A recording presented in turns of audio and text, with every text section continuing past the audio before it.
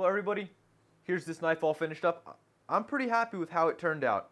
The only real issue is this forge weld right here on the guard popped a little bit when I quenched it. It looked pretty good after forging. I couldn't really see a seam, but as soon as I pulled it out of the quench, I could see that it had opened up a little bit. It's really disappointing. I melted the blades off on the first 2 attempts at this forge welded guard. But all in all, the crack doesn't travel up into the guard lug and it doesn't come out to this side at all.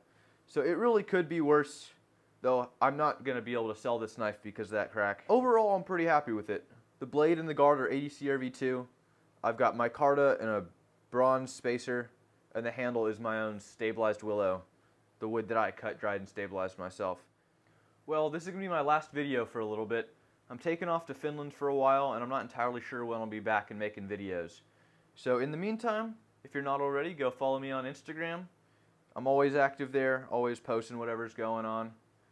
And yeah, I hope you enjoyed watching me make this knife. Thanks for sticking it out to the end, and I will see you on the next video, whenever that is. Have a good one, everyone.